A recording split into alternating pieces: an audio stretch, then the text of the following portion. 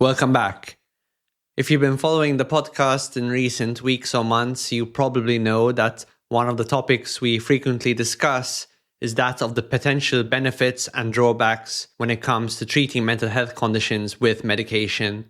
And that can include conditions like depression, anxiety, OCD, trauma, psychosis, bipolar disorder. We've had guests on like Mark Horowitz, Joanna Moncrief, Richard Bentall, among others. With us to help us continue this conversation today is Professor of Psychopharmacology, David Taylor. And to be frank, I can think of no better guest to help us answer these questions.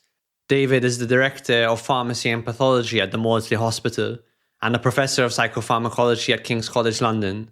He's the Editor-in-Chief of the Journal of Therapeutic Advances in Psychopharmacology. He has been the lead author of the Maudsley Prescribing Guidelines since their inception in 1993, which has since sold 300,000 copies in 14 editions and 12 languages. Indeed, if you're a psychiatrist and you've had to answer a problem about medication, the chances are at some point you've looked at the Maudsley Prescribing Guidelines.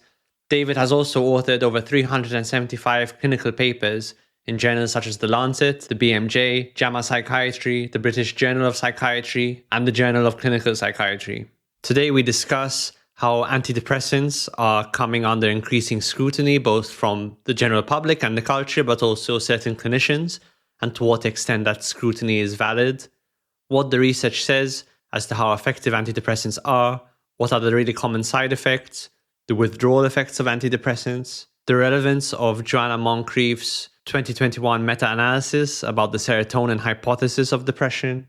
We examine the claim that SSRI antidepressants merely work by emotional numbing. We talk about the effectiveness of antidepressants in other conditions like OCD, post-traumatic stress disorder, and anxiety disorders. We also discuss the effectiveness of newer drugs like psilocybin and ketamine for depression. And lastly, we go on to discuss antipsychotics, medications that help us treat conditions like schizophrenia, bipolar, and the new drug, KarXT, that's currently being researched, and which may shed more light on how and why psychosis might arise in the individual. The first half of this conversation, where we talk about antidepressants, depression, anxiety, OCD, I think that's an important conversation if you're training in mental health, but also if you're considering taking an antidepressant, if you have taken an antidepressant, or if you have a friend or family member who might be taking one of these drugs. The second half of the conversation is a little bit more technical and is a deep dive into antipsychotic medicine. And you might get more from that if you're actually working in the field of mental health. But if you're interested in psychosis and what might be happening in the brain in psychosis, you will probably find that valuable to listen to as well. This is the Thinking Mind podcast, a podcast all about psychiatry, psychotherapy, self-development, and related topics. If you like it, do share it with a friend, give us a rating, leave a comment or review on the channel you're listening on. Thanks very much for listening. And now here's today's conversation with Professor David Taylor.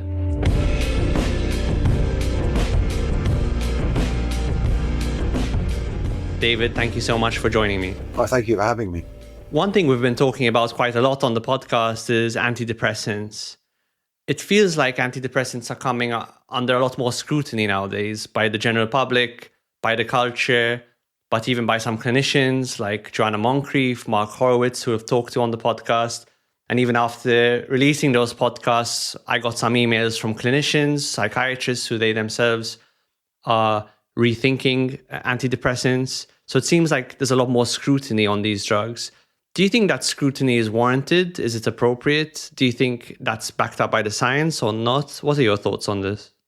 Well, I think the first thing to say and to recognize is that depression is a pretty horrendous condition. It's something I have experience of myself, and when it strikes, you kind of feel like you need some kind of emergency treatment, such as the unpleasant nature. And unpleasant isn't a word that really covers the suffering that one goes through with depression. So I think it's important to recognize that depression needs an urgent treatment, and it needs an effective treatment.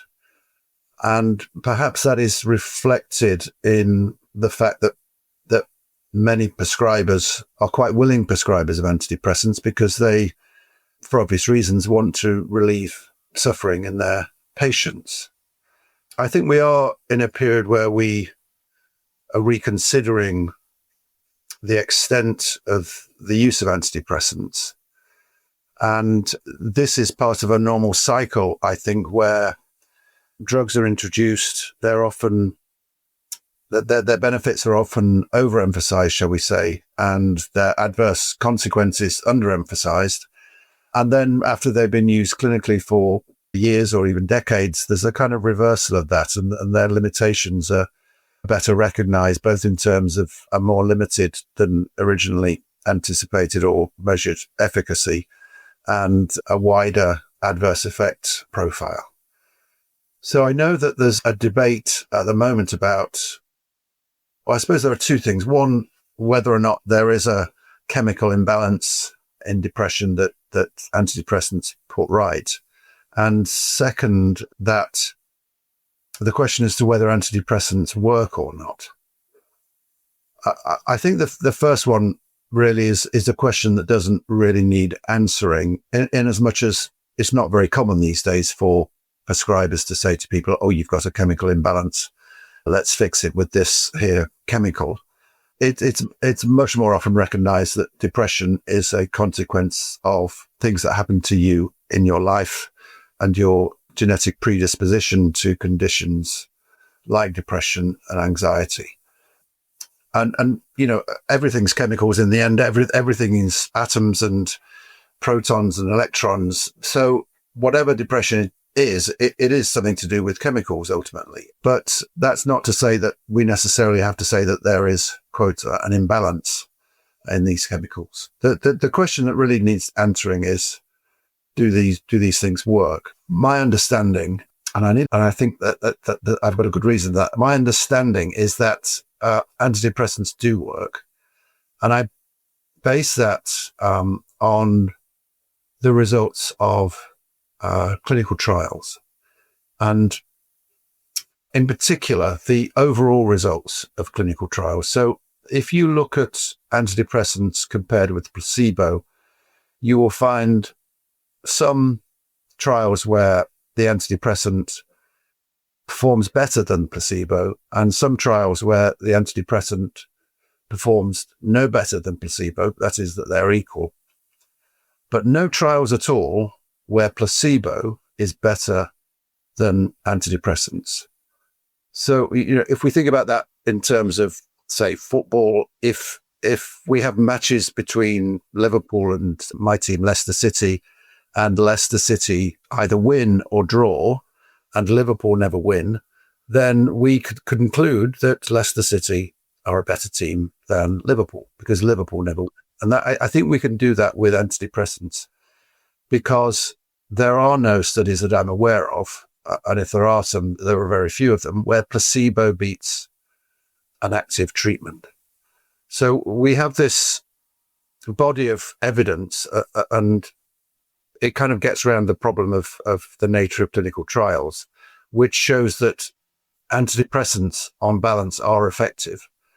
They may not be hugely effective, but again, you have to think about the way in which results of trials are reported, in as much as we often are given a score change. So we'll have these scales where people get a score of how bad their depression is, and their depression score will go down by X number of points. And that's the outcome that we're often presented with. That isn't an outcome that is likely to apply to very many people, because it's an average of people who've had no response, people who've got worse, and people who've got better. And if you look at people who get better, then their actual change in symptoms is much greater than the average, because the average includes the people who didn't get better or got worse and who got worse. So that's a rather long answer, but the conclusion is that it's difficult to argue against antidepressants being effective. Perhaps if I could add one more thing, and that is that one of the criticisms of the clinical trials is that they are not double blind. That is to say that the people in the trials and the people assessing the effects of the medication might know that they're on an active treatment. And that is quite often the case, but not always the case. And it's not the case with a antidepressant called agomelatine, which effectively has no more side effects or no different side effects from placebo. So you can't tell that you're not or are taking an active treatment or placebo. And the agomelatine studies are identical in outcome to antidepressants in general, in that about half of them, the agomelatine beats placebo, and in the other half, agomelatine and placebo are equal. Again, no studies where placebo is better than agomelatine. So there's another bit of evidence to suggest that antidepressants are truly effective, because even when you can't tell that you're taking or not taking something, they still seem to be better. And when I talk to, interesting difference between you and Joanna in that respect, because when I talked to Joanna about her serotonin meta-analysis that would disprove the so-called serotonin hypothesis of depression, she felt that result then immediately perhaps invalidates or puts under heavy scrutiny whether or not we should be prescribing those drugs at all. And you're taking the view, I can hear, that perhaps we don't understand how these drugs work, but here's all this evidence showing that it does work. One of the other things I think both Joanna and Mark Horowitz raised was that they felt that perhaps the benefit of antidepressants was primarily due to the emotional numbing phenomenon. Now, this phenomenon is interesting because it was never, when I was in my training, it was never taught to us as a potential side effect of antidepressants. And I must say, it is something that's reported quite often to me anecdotally. I would say very often by patients who have been on antidepressants, that they feel there was this kind of emotional numbing effect, which could be helpful, but ultimately often causes them to stop taking it. What would you say to that view that it's the emotional numbing that's beneficial? Is there any evidence for that, or is it an open scientific question that still needs to be researched? Yeah, I'll take your first bit first, which is the taking one thing and going on to another, which is if there is no chemical imbalance, if there's no shortage of serotonin in depression, then the antidepressants don't work. I think that's a leap too far. My title is Professor of Psychopharmacology, so you might think that I spend all day thinking about receptors and transporters and reuptake inhibition, but I don't. I'm much more interested in much broader outcomes. And I don't need to know how antidepressants work. I need to know whether or not they work and whether or not their benefits outweigh the negative aspects of their use. And which it's worth pointing out that happens a lot in medicine, where it's not fully understood how a treatment works, but we know that it works and that on balance it's safe, potential risks and side effects. But so it's not unique to psychiatry. Your second question was about emotional numbing. It's a difficult phenomenon to describe, I think, but I suppose most listeners will have an idea of what emotional numbing means. I suppose it's a limitation in the degree to which you can feel happy or sad. It's not that phenomenon is not something that's easily measured. As you say, lots of people report that that's how they feel on antidepressants. And I suppose with antidepressants, whatever people say they feel is correct, because they are the people feeling it. I would point people towards some of the other effects of antidepressants, which are not to do with that aspect of their action. So, for example, if we look at the nature of insomnia and depression, we often think about it in terms of early, middle, and late. So early is not getting to sleep, middle is waking up in the middle of the night, and late is waking up early in the morning and not getting back to sleep again. Each of those seems to be made better by antidepressants, whatever their mode of action. And that seems to me to be something separate from the emotional part of depression. It's more of a physical manifestation of the condition itself, which seems to be improved. In fact, I'm understating it. Definitely is improved to a greater extent with antidepressants than it is with placebo. So I wouldn't wish to deny people's experience of emotional numbing. People have mentioned that to me over the years. As you say, it might be a good thing for some people, not for others. But there are other aspects of depression which are effectively treated by antidepressants, which suggests that they have a broader antidepressant action. Yeah, and I would also want to point out that I have also, on the other hand, heard anecdotal evidence from patients who say, for example, anhedonia also improves. Anhedonia being the loss of ability to feel pleasure at normal stimuli. So, for example, seeing a sunrise or listening to a song that you like. And patients have told me that being treated with antidepressants has led them to regain that ability to feel pleasure from things, which of course is a very important symptom of depression. And one of the greatest tests, I think, for somebody working in pretty much any area of medicine is to try to think about how you would have a member of your family treated. And this is a question that has arisen with me and people in my family in regard to antidepressants. And it does give one a slightly different perspective. I suspect I might be more ready to recommend antidepressants for somebody who isn't a relative of mine than who is. I'm not entirely sure why, but the thing I would say to all people is that the antidepressant has to be worth taking. So you have to derive a benefit from it. Otherwise, it really isn't worth taking, because there are downsides to taking antidepressants that we'll probably come on to, that need to be balanced by the good side. There needs to be some benefit, and that benefit has to be greater than all of the negative aspects put together. So what are the biggest negatives or potential negatives that someone should be aware of before taking something like an antidepressant? I will come to that question because I want to answer it. One thing I wanted to make sure I did say is that the idea that antidepressants take a long time to start working is a myth. If you look at the pattern of response in people who do respond to antidepressants, then they do most of their improving in the first week of treatment. In the second week of treatment, they do their second best bit of improving, and so on and so on. So the most rapid rate of improvement is early on, and the slowest rate of improvement is late on. For the most part, if somebody hasn't had any response by, say, 3 weeks, then that medicine at that dose is very unlikely to work at all, no matter how long you give it. So this is important to know, because this means that we can use antidepressants to see if we can recover in that period. And if we don't recover in that period, then we can, in some cases, increase the dose or change the medication and examine whether or not it's working over another 3 weeks. We don't have to spend 6 weeks, 8 weeks, 12 weeks waiting for something to happen, because if nothing happens by 3 weeks, it's very probably never going to show any improvement.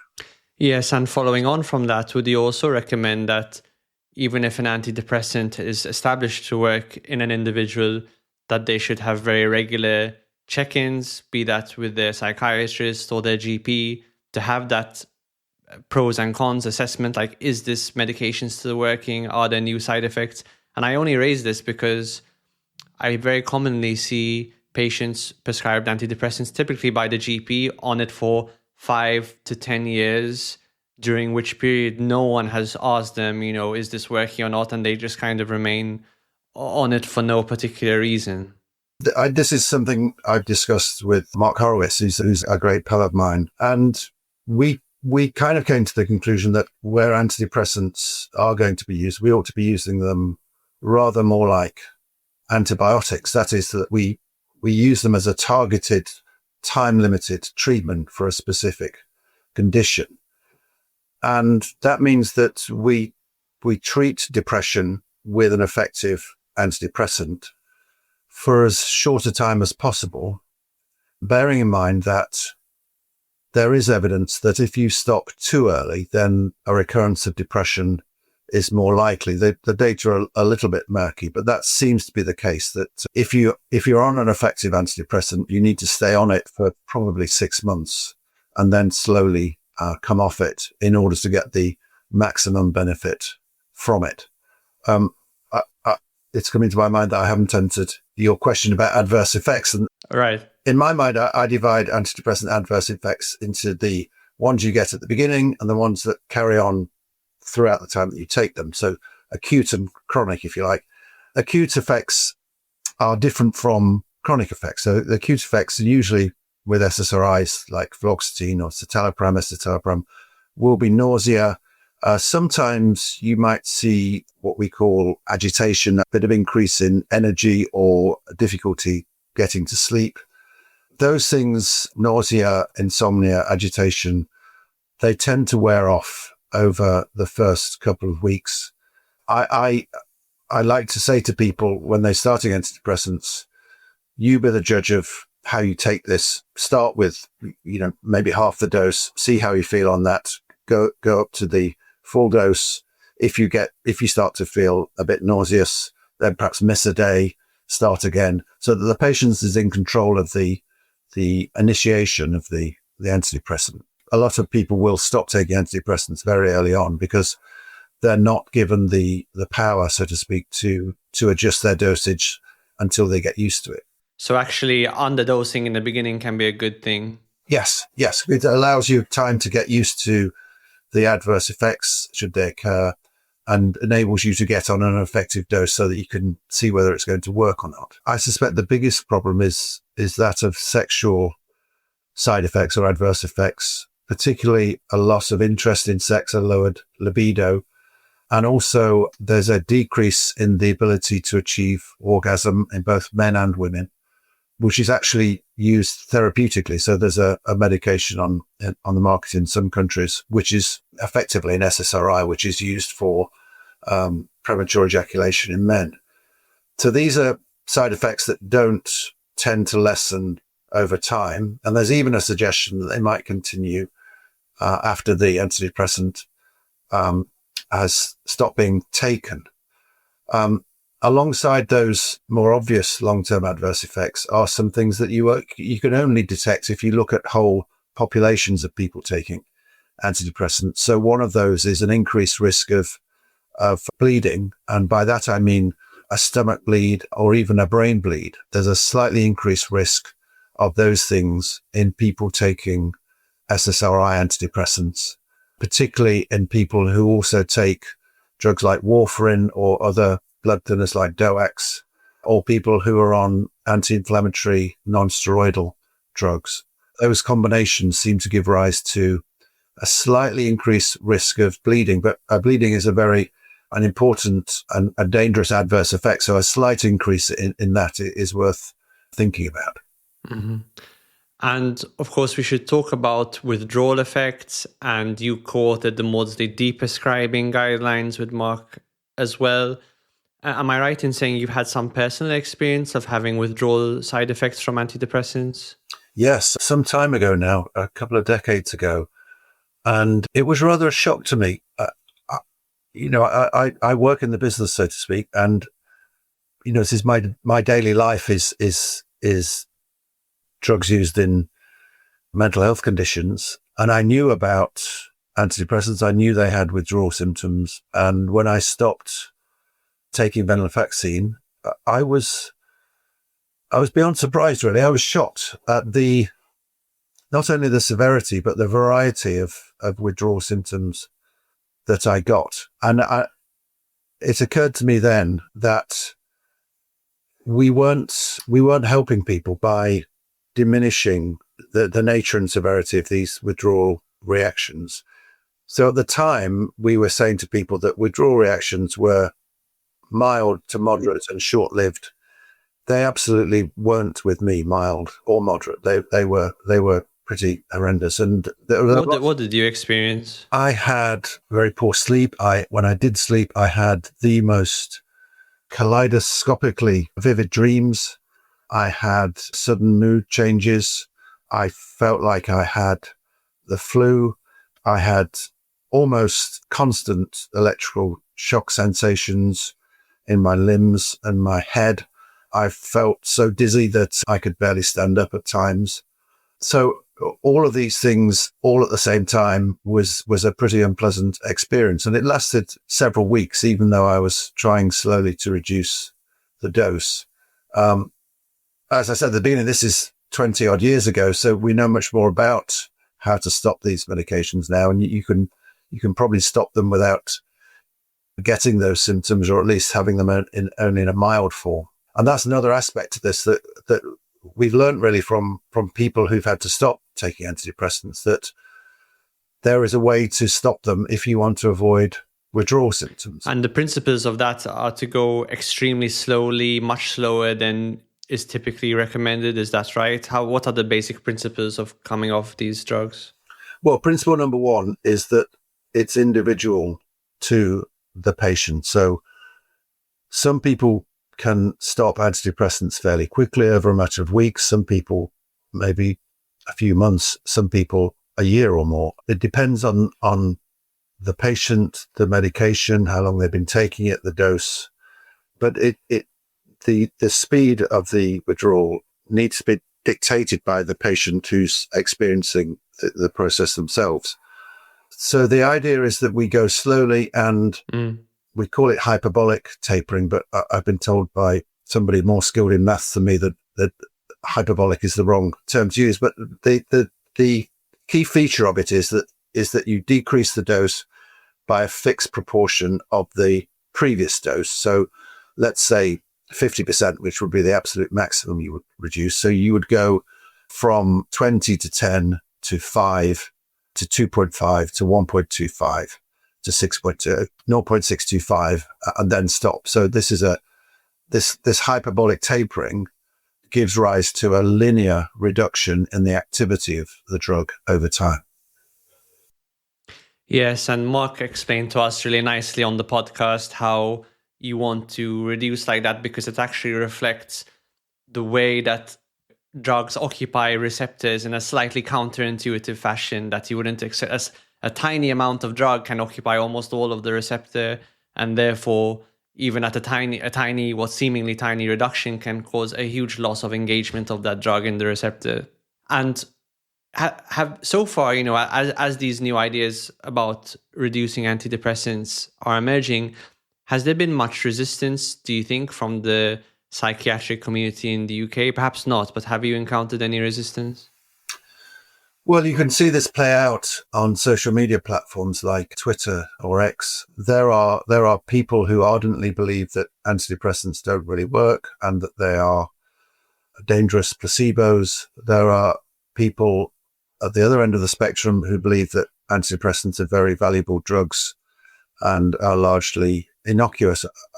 I suppose I fit somewhere in between those, in that I recognize that depression is a condition that needs urgent and effective treatment, and that antidepressants can be that treatment for some people.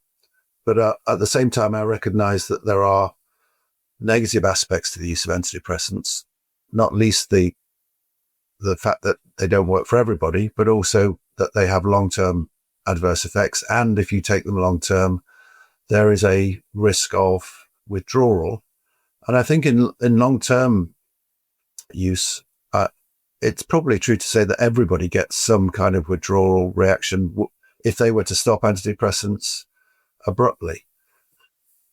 The severity of it and the duration of the withdrawal symptoms would be different between different people. But I think it would probably, if we looked hard enough, we'd probably find it in everybody. And that's one of the debate that goes on and continues today. The debate about what proportion of people get symptoms, what proportion of people get severe symptoms. Last year, there was a Lancet Psychiatry paper which suggested that only 3% of people stopping antidepressants got severe withdrawal symptoms, and only 15% got them in total. But there were problems with that analysis, which I'm sure Mark and Joanna probably spoke about when they were on the podcast. They didn't actually. So so it'd be good to hear your point of view.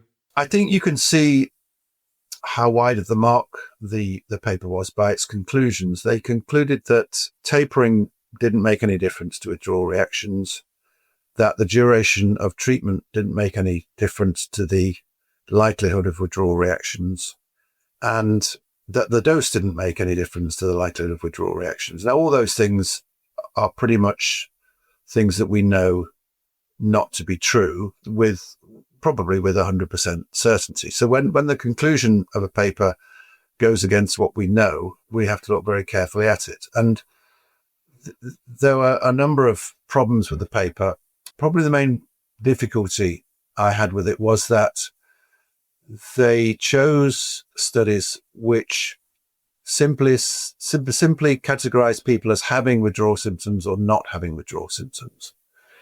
And they excluded any study which had used a rating scale to examine how severe people's withdrawal symptoms were.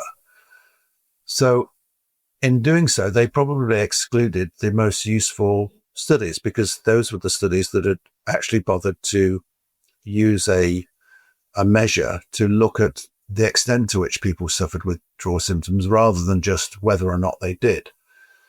Alongside that, they seemed in many of the papers not to have directly asked patients about withdrawal effects, but waited in a number of cases for patients to report to them that they had withdrawal effects, which isn't really a way you would design a study that was serious about discovering whether people had withdrawal effects when they stopped antidepressants, simply waiting until somebody told you that they'd got some symptoms, which of course they'd have to recognize as being withdrawal symptoms, probably without any knowledge of what they might be. The other problem was that the duration of the treatment varied from a matter of a few days. So I think at least one study was in premenstrual syndrome, where only a few days treatment were given. Clearly, withdrawal symptoms are not going to occur in that duration of treatment. And very few of the studies were very long term, extending over many months or years. And one of the issues Mark raised is that he worries about the extent to which pharmaceutical companies funding these studies may cause them in subtle ways to be altered in order to show results that might favor outcomes which would be beneficial for them. I don't know if the study you just mentioned falls under that category, if it was funded by a pharmaceutical company, but in general, is this an issue that you worry about? Well, that very same paper, the Lancet Psychiatry paper, examined whether or not manufacturer sponsorship made any difference to outcomes, and they claimed that it didn't. I think that the way that the pharmaceutical industry works to make its medicines look better than they actually are, they're quite subtle methods. So rather than skew studies so that they find a particular outcome, some pharmaceutical manufacturers are more likely to do pretty reasonable studies, but not to publicize or to publish those studies that don't show their medicines in a good light. So they don't publish negative findings, essentially. Yeah. So that's called publication bias. But that kind of takes us back to what I was saying at the beginning. There are registers of trials, so you can go back and find all the trials that were registered as being about to take place, and you can go back and look at what happened to those studies, and then you can include them in an overall analysis. And I've done this myself with a few antidepressants, and what you find is that the studies that don't see the light of day, or at least don't get published in journals, are the negative ones, and the ones that do, they're generally the positive ones. But when you add them all together, there is still an effect for the antidepressant over placebo. And also, as I mentioned before, placebo pretty much never beats active treatment. Right. Okay. Maybe one more point on antidepressants before we move on. You mentioned that, of course, sometimes, I like the idea you mentioned of thinking of them as antibiotics, like a more short-term intervention, and that certainly fits with my clinical experience. You mentioned sometimes we can treat for too little, that if someone comes off antidepressants prematurely, perhaps they can relapse. How easy is it to distinguish between a relapse of depression versus withdrawal effects of antidepressants? Is the distinction quite clear, or again, is this an open scientific question that requires more research, do you think? I think they're quite easy to distinguish. They're quite easy to tell apart. But I do think that the presence of withdrawal symptoms muddies the waters when we look at the long-term benefits of antidepressants. So to take my first point, electric shock sensations and overwhelming dizziness are not symptoms of depression. They're not usually the symptoms that you go to your doctor with and the doctor says, oh, you've got depression. They are symptoms that emerge when you stop taking antidepressants. So if you have electric shock sensations, you've definitely got withdrawal symptoms. If you might also have a low mood, and you might also have insomnia, and that may or may not be withdrawal symptoms or a return of the depression. I suspect in most cases it is part of a syndrome of withdrawal symptoms, and that these symptoms go away or can be reduced or mitigated by this slow hyperbolic tapering.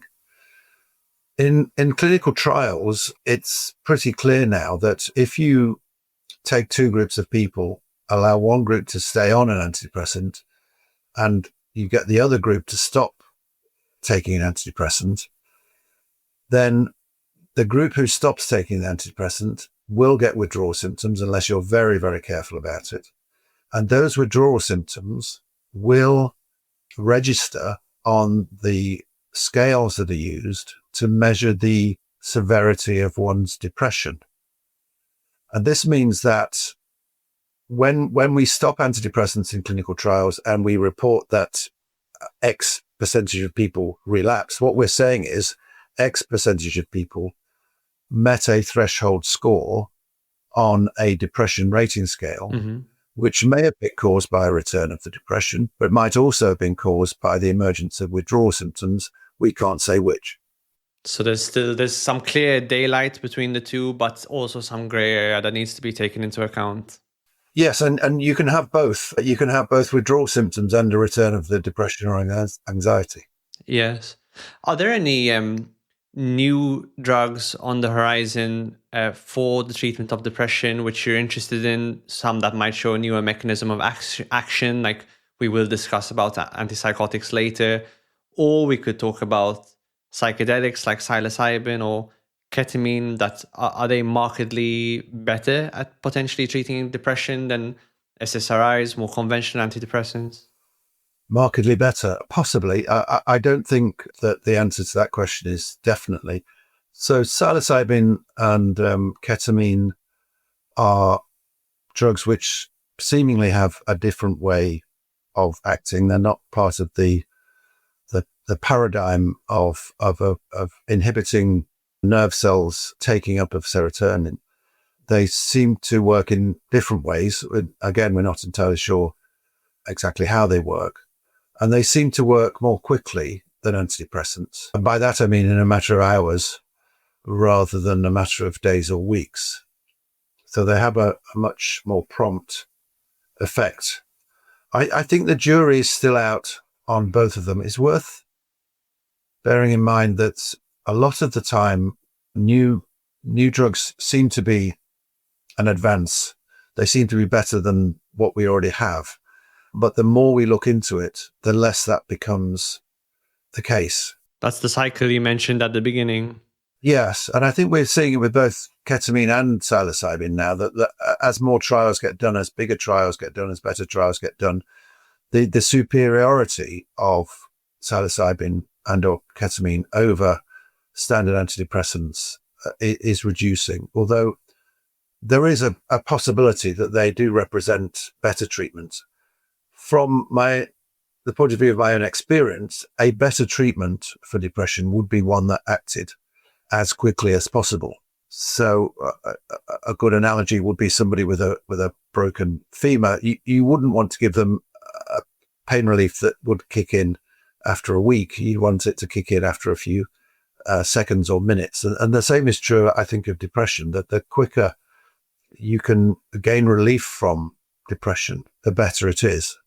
It sounds like an obvious thing to say, but I think people who perhaps haven't experienced depression might not have a sense of the urgency that people feel for it to be taken away from them, given, that is such an unpleasant, painful experience. So in that respect, ketamine and psilocybin probably offer an advance over current treatments. I think that's a very important point, which, obvious as it may be, has never been brought up. I've never heard about it. So I think very important point to mention. And also, particularly when it comes to psilocybin, what makes me think this may be something new, may represent a paradigm shift, is, of course, with psilocybin, you're pairing a biological intervention, the drug, with a psychological intervention. And often the patient's first person experience is that they're having some sort of psychological change.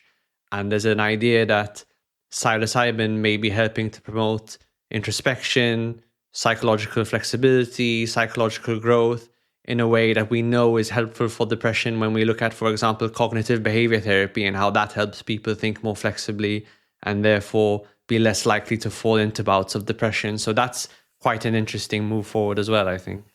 Yes, I, for some reason, a fact that hasn't been mentioned yet comes to mind, and that is that we talk about treating depression with chemicals, and it's worth remembering that depression arises because of people's genetic predisposition to it, but also because of their experiences in life, and some of those experiences are current experiences. And very few drugs will treat the depression that's associated with abject poverty, for example. You're asking too much of a medicine to treat that, really.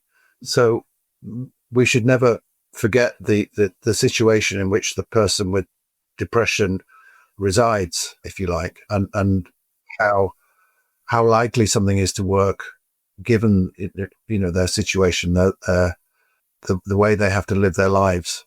Absolutely. I think it would be also worth mentioning, talking about the use of antidepressants in other conditions besides depression, like OCD, post-traumatic stress disorder, PTSD. How are there noticeable differences between what the research shows for the efficacy of these drugs in OCD, PTSD, as opposed to depression? Yeah, I think probably it's best to think about the use of antidepressants in depression, and then a second category is everything else. These are what might have been called years ago neurotic disorders. So generalized anxiety disorder, phobias, post-traumatic stress disorder, obsessive compulsive disorder.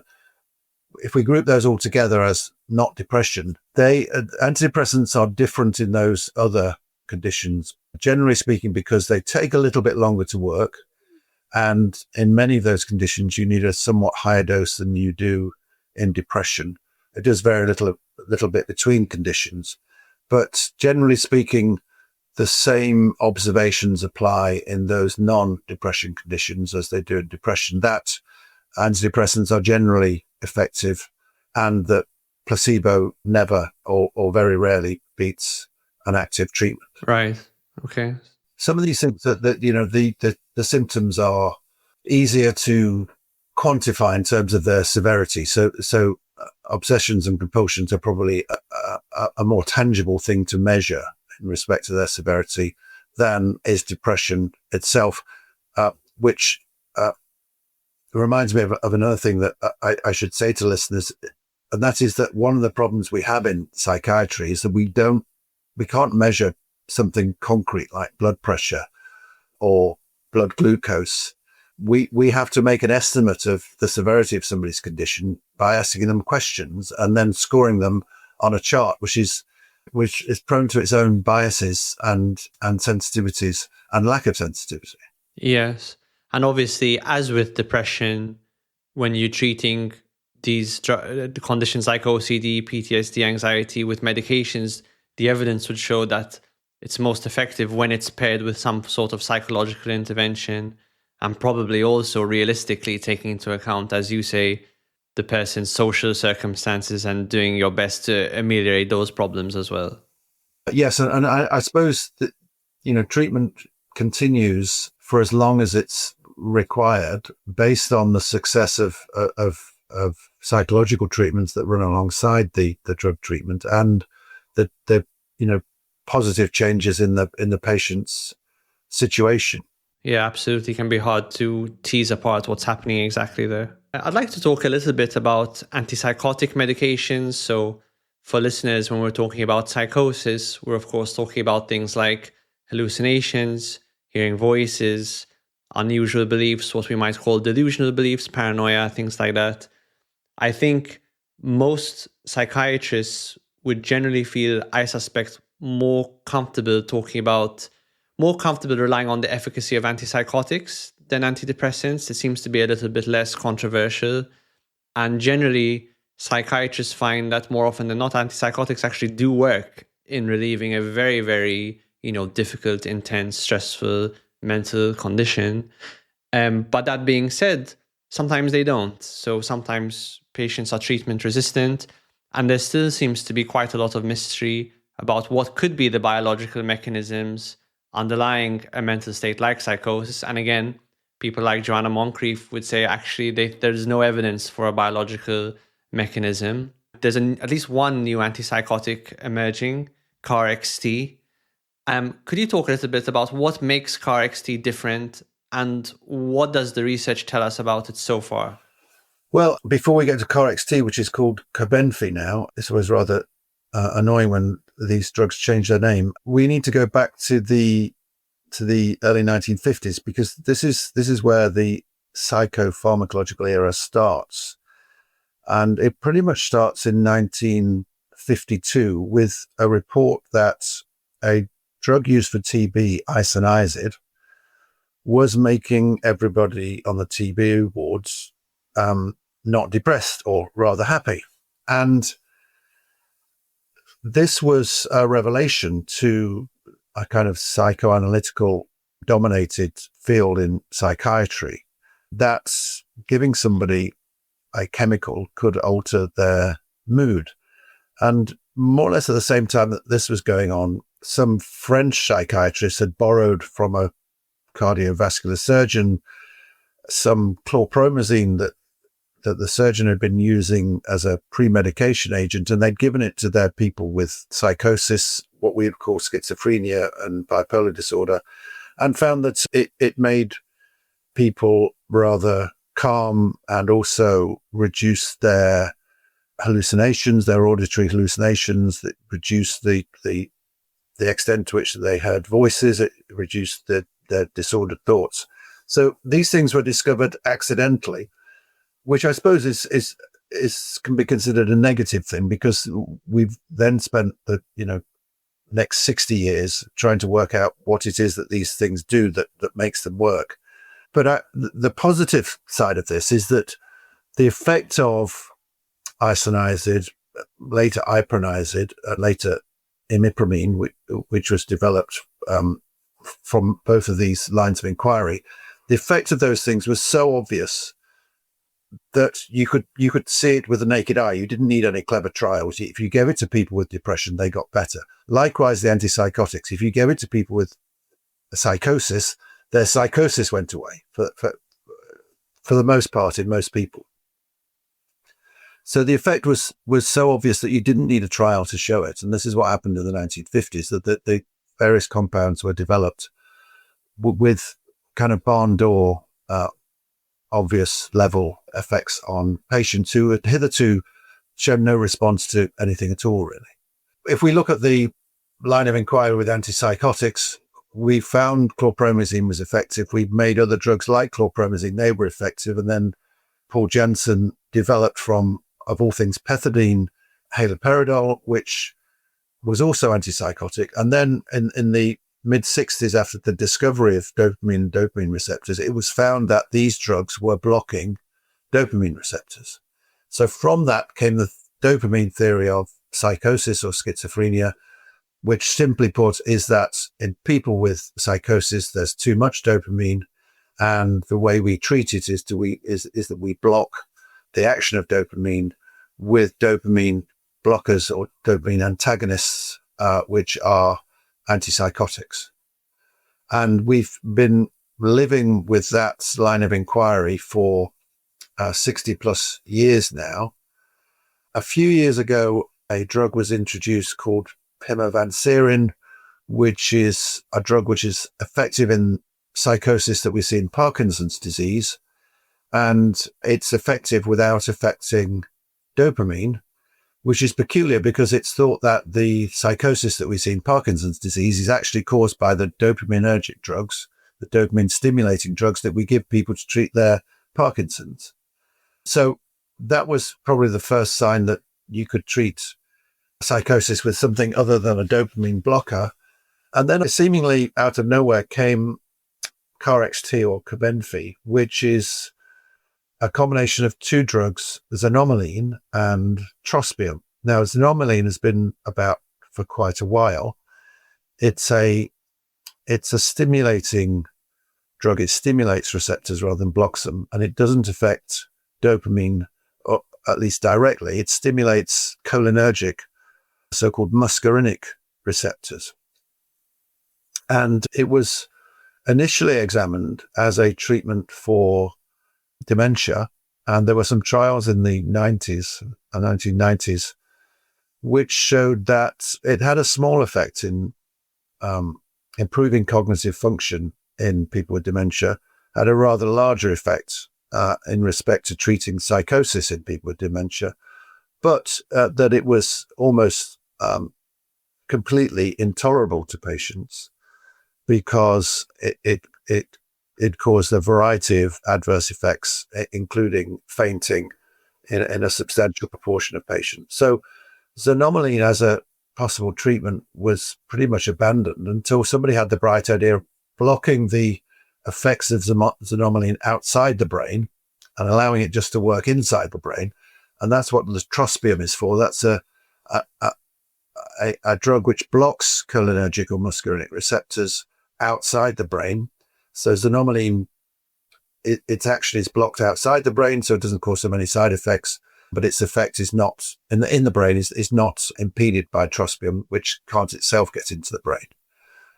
So now we have a treatment, or at least in the United States where it's been licensed, which doesn't directly affect dopamine. Now, I was interested to see some of the marketing literature for Cobenfy because it seems we're so wedded to this idea that dopamine blockade must be important somewhere in psychosis that the marketing literature says that the xanomeline, its muscarinic cholinergic agonist activity eventually leads to a reduction in dopamine output. So they're kind of saying it works in a different way, but it works in the same way, which I'm a little confused by. And it also seems to be an assumption too far, if you like. And perhaps I can fall back on my usual position is that I don't really care how it works as long as it does work. And it does seem to work. One of the ways we measure or tell people how well something works is by citing its effect size. And a big effect size would be about 1.9 or 1. A medium effect size would be about 0.6, and a small effect size would be about 0.3. So antidepressants have an effect size of about 0.3. If you take into account all of the trials that have ever been done with antidepressants, the effect size is probably less than 0.3, closer to 0.2. The effect size of Cobenfy is 0.6. So it's at least double the size of the effect of antidepressants. Standard antipsychotics too have an effect size of about 0.3, 0.4. So it seems to be bigger than that.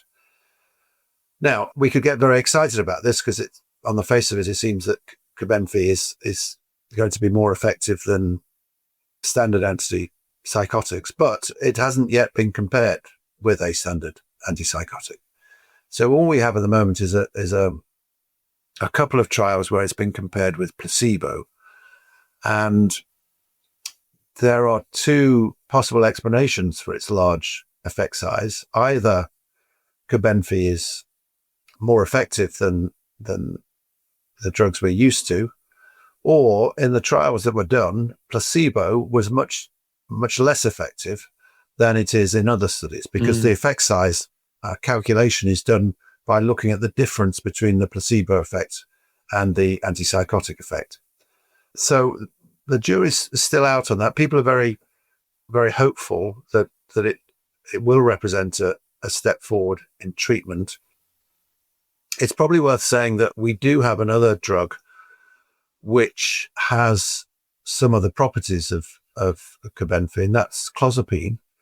You can see with clozapine that it's a drug which stimulates muscarinic receptors because it causes hypersalivation, and salivation is controlled by acetylcholine. And the more cholinergic action you have, the more muscarinic agonism, the more saliva is produced. And that's a key side effect of clozapine.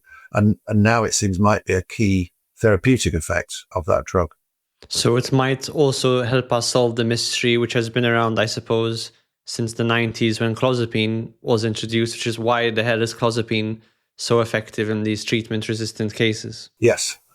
Yeah, it may well do that. I suspect that clozapine does 2 or 3 things that are important, and this might be one of them, but it would add some weight to the idea that clozapine works by this method, because I'm not sure that any other drugs have that muscarinic agonist, I think it's M4 agonist activity that you see with clozapine. And I also wonder, is it still possible that conditions like psychosis, bipolar disorder, which can of course present in subtly different but important ways, could we still be dealing with groups of conditions that have different underlying biological mechanisms and therefore are amenable to different kinds of drugs? Like some conditions more amenable to dopamine blockade, like with olanzapine, say, and some more amenable to muscarinic blockade, like with clozapine or KarXT. You could claim with good support, I think, that we've made up these conditions, that we've drawn together a constellation of symptoms, and we've said that this constellation is condition A and another constellation is condition B. And then we have fudges. So we have schizophrenia and we have bipolar disorder. But where we have people that have got symptoms of both schizophrenia and bipolar disorder, we call it schizoaffective disorder. So they're constructs based on symptom outcome, clinical outcome. Yeah, which may not be related to the biological basis for the condition. Yeah, just like comparing it to physical health medicine, one person could have a cough, another person could have a cough, one person could have tuberculosis, the other person could have COVID-19. And in mental health, we're just dealing with the cough. We're dealing with the more superficial manifestation. And unfortunately, biggest problem in mental health, I tell a lot of my patients, is the etiology remains quite mysterious. Yes, and just because we say to somebody, you have this condition, they need to understand that we've invented this condition. It isn't something that necessarily exists. It may well exist as a particular pathology or biological basis, but we don't know that. The cough idea, I think chest infection, which is often given as a diagnosis, it is a very good example, because chest infection could be tuberculosis, could be empyema, could be pleurisy, could be pneumonia. There's so many different things that are chest infections that are radically different in nature and their biological basis. And that's a very good parallel, I think, for conditions in psychiatry. Even if you can go down a rabbit hole with this, even if you think of like type 2 diabetes, say, philosophically, is that a pancreatic problem, like your pancreas not producing enough insulin? Or is that a problem of eating a diet for 30 or 40 years that causes your pancreas to overproduce insulin? Because it's never thought of as the latter. It's always thought of as the former. It's a pancreatic problem. But more and more understanding, actually, it's a problem of diet and lifestyle. And in fact, can be reversed even if you change your lifestyle sufficiently. Are you excited about any potential novel methodologies that we can use actually to reveal some of these mysteries, like, for example, psychiatric genetics to help us tailor our treatments more towards the individual, or perhaps the use of artificial intelligence to help us with the computational challenges of obtaining and sorting through all of this data? I mean, I don't know much about artificial intelligence. I've tried a few of the free AI apps, and I've asked them questions about things that I think I know about, and they're giving me fairly rudimentary answers at the moment. Maybe I'm not asking the right question. I have been told that it does really depend on how you ask the question, what words you use. But clearly this is going to be something that will develop in respect to its ability to answer complex questions, and I imagine would help us in any number of ways. I'm aware, to go on to the second subject, which is genetics, that we have had a promise of a step forward in treatments and in therapy and understanding before. That came with the Human Genome Project and the promise that the medicine would be personalized by the genetic revolution. That really hasn't happened.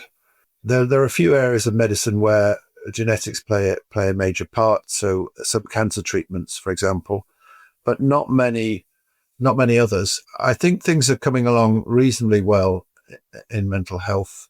There's a couple of studies looking at response to risperidone and aripiprazole, to antipsychotics, looking at the enzymes that are responsible for metabolizing those. And you can predict, not with certainty, but with a good probability, responders and non-responders with that test. My own work has been in the field of clozapine genetics, and I've developed with a colleague in Spain, a geneticist in Spain, a method which can predict the rate of metabolism of clozapine by looking at genetic variants within an individual, which was shown to be the most accurate predictor of clozapine dose that will be required. So if that could be used more, I think it would be helpful to make clozapine use safer. We've also just published a study where we used genetic testing to identify people with what's called benign ethnic neutropenia, which is really just a tendency to have a low neutrophil count in one's blood. It's called benign because it doesn't have any adverse consequences, and ethnic neutropenia implies that it occurs only in people with certain ethnicities, but it actually is not bound by ethnicity. It's more a familial condition, which is it's passed down from generation to generation.